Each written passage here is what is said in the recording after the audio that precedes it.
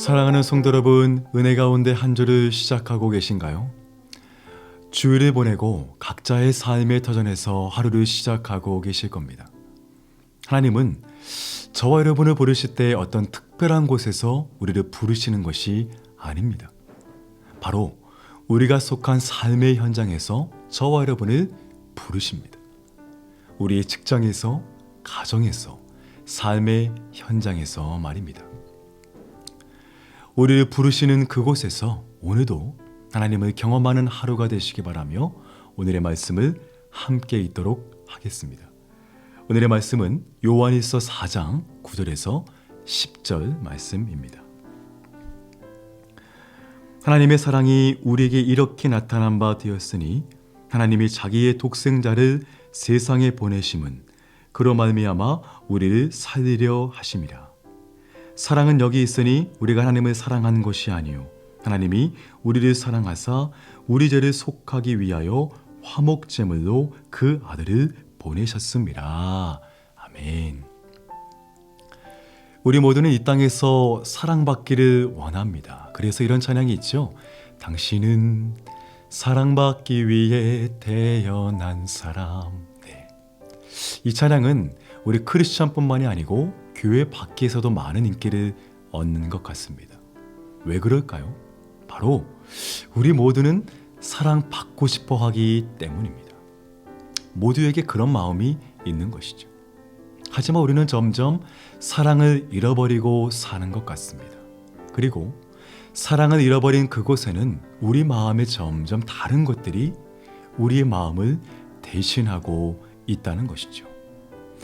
여러분의 삶은 어떠십니까? 여러분 혹시 여러분의 가정에서 여러분의 남편에게, 아내에게, 그리고 우리의 자녀들에게 얼마나 많은 사랑의 표현을, 사랑의 고백을 하시고 계신가요? 여러분의 삶을 한번 점검해 보시기 바랍니다. 창세기 1장에 하나님이 자기의 형상, 곧 하나님의 형상대로 사람을 지으셨다라고 합니다. 우리 안에 있는 하나님의 형상이 무엇일까요? 함께 읽지는 않았지만 요한일서 4장 8절에 이런 말씀이 있습니다.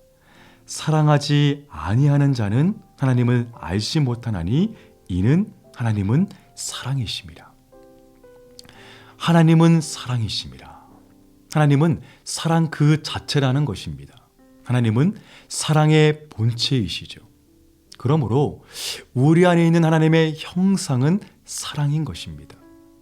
사랑의 본체이신 하나님께서 우리를 창조하실 때 우리 안에 넣어주신 하나님의 형상이란 바로 사랑이라는 말입니다.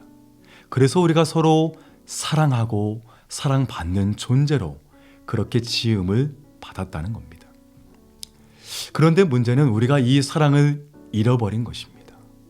우리의 죄로 인해 우리 마음에 미움을 가지기 시작했습니다. 하나님의 사랑을 잃어버렸습니다.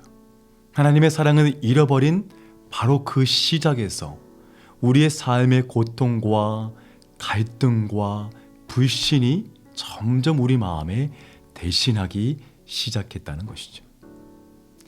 마땅히 사랑하고 사랑받으며 살아야 하는 존재인 우리가 그 사랑을 잃으니 무엇이 우리의 마음에 대신했을까요? 아까 말씀드렸듯이 미움이 찾아왔습니다. 갈등이 찾아오고 불신이 그 자리를 대신하기 시작했습니다. 그러는 우리 삶의 고통의 연속이란 것이죠. 여러분의 삶은 어떠신가요? 여러분의 가정은요? 여러분의 직장과 여러분이 살아가는 관계 속에서 여러분의 삶은 어떠신가요? 여러분, 우리의 가정 안에서 사랑을 잃어버리면 갈등이 우리의 가정에 찾아옵니다. 우리의 직장에서 사랑을 잃어버리면 불신이 찾아옵니다. 삶의 관계 속에서 사랑을 잃어버리면 미움과 고통이 오히려 우리 마음에 대신하더라는 것입니다. 그런데 여러분, 오늘 본문을 우리가 다시 한번 묵상해 보면 본문 9절에 이렇게 말씀을 합니다.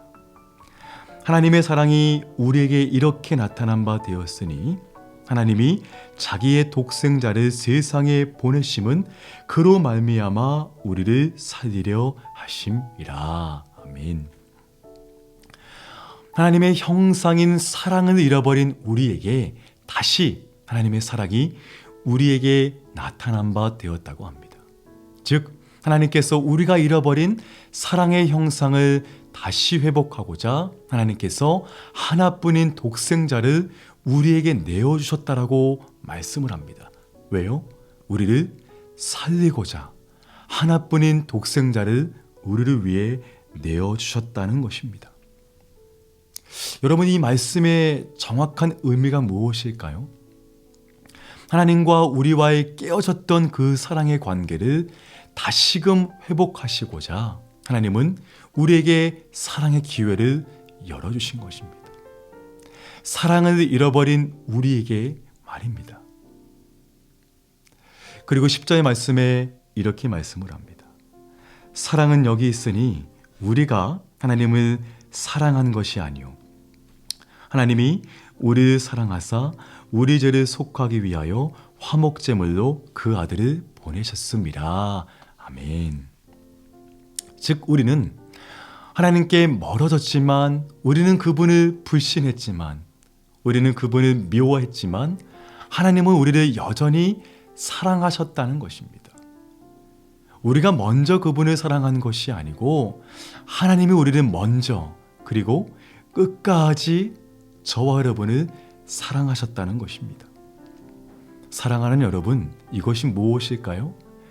이것이 바로 그리스도의 복음입니다. 그리고 사랑을 잃어버린 우리에게 하나님은 다시금 우리에게 하나님의 그 사랑을 말씀하고 있는 것이죠. 사랑하는 여러분, 우리 마음에 미움이 차지했던 그곳에 다시 하나님의 사랑이 임하도록 이 말씀을 주셨다는 것입니다. 갈등과 불신이 대신했던 그곳에 우리는 먼저 사랑하신 하나님의 사랑을 회복하도록 말입니다. 여러분, 사랑에는 놀라운 힘이 있습니다. 사랑에는 능력이 있어요. 특히 저와 여러분을 사랑하신 그리스도의 사랑은 도무지 회복될 수 없을 것 같던 어떤 무엇도 회복시키시는 능력이 있습니다. 세상 어떤 것도 우리의 죄의 문제를, 우리가 가진 삶의 갈등과 불신과 여러 문제를 회복할 수 없지만 오직 유일하신 하나님의 사랑이 그 모든 문제에서 회복할 수 있다는 것입니다. 그러기에 하나님은 우리를 먼저 그리고 끝까지 사랑하셨다는 것입니다. 저와 여러분은 이러한 하나님의 놀라운 사랑 안에서 살아가고 계신가요? 우리의 삶 속에서 하나님을 향한 그 사랑의 고백을 얼마나 하고 계신가요? 분주한 삶의 현장에서 그 사랑을 잃어버리고 있지는 않나요? 우리의 삶의 우선순위에 너무나 뒤처져 그 사랑을 온데간데 없이 잃어버리고 있는 우리의 삶은 아닌가요? 제가 예전에 봤던 좋은 책 중에 한 권이 바로 신의 열애라는 책입니다. 이런 책인데요. 참으로 감명 있게 봤던 그런 책이었습니다. 이 책의 저자는 진 에드워드라는 분으로 바로 이곳 텍사스 출신입니다. 그는 신학자이며 목회자이고 그리고 저술가이기도 합니다.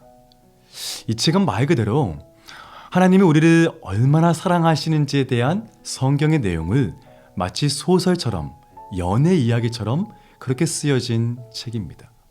이 책에서 하나님은 우리에게 이렇게 말씀을 하고 있어요. 내가 원한 것은 너희의 재물이나 금부치가 아니었다. 내가 부족한 것이 있느냐? 나를 섬기라고 말한 적도 없다. 전능자인 내가 시중이 필요하겠느냐? 너희의 예배, 너희의 기도, 심지어 너희의 순종도 나는 명하지 않았다. 그는 잠잠히 있었다. 그의 가슴에서 길고 고통스러운 신음소리가 다시 흘러나왔다. 내가 명한 것은 오직 하나. 나를 사랑하는 것, 나를 사랑하는 것, 나를 사랑하는 것이다. 사랑하는 여러분, 우리 안에 이러한 하나님의 사랑이 회복되어야 합니다. 그리고 하나님께서 우리를 먼저 사랑하시고 끝까지 사랑하셨기 때문에 우리가 받은 그 하나님의 사랑을 이제는 주님 앞에 다시 돌려드려야 한다는 것입니다. 바로 그럴 때 갈등과 미움과 불신이 차지했던 우리의 가정, 우리의 기업, 우리의 삶의 현장에 하나님의 회복의 사랑을 다시금 경험할 수 있게 되는 것입니다.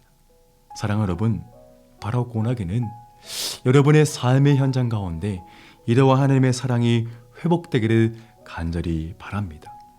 그리고 또한 여러분의 삶 가운데, 여러분의 가정에서, 여러분의 삶의 모든 부분에서 하나님에 대한 사랑을 고백하시는 여러분이 되시기를 바랍니다. 바로 그러할 때 하나님께서 우리에게 주시는 그 사랑의 힘과 능력으로 말미암아 우리의 삶이 주 앞에 회복되어지는 은혜가 있을 것입니다. 오늘 이 하루 그러한 은혜가 우리 모두에게 임하기를 간절히 축복합니다. 우리 시간 함께 다 같이 기도하겠습니다. 사랑과 은혜가 풍성하신 주님 감사합니다. 우리는 먼저 사랑하시며 끝까지 사랑하신 그리스도의 사랑 안에 날마다 거하는 우리의 심령들이 되게 하여 주시옵소서.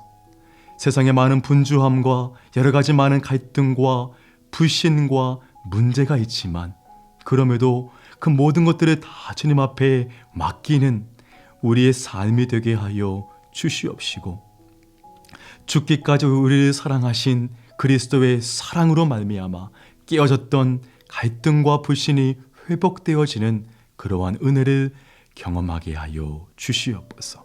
오늘 하루 우리 모든 삶 가운데 역사하실 주님을 찬양하며 이 모든 것을 예수님의 이름으로 기도하옵나이다. 아멘. 계속해서 여러분의 삶의 기도의 제목을 가지고 함께 계속 기도하시기 바랍니다.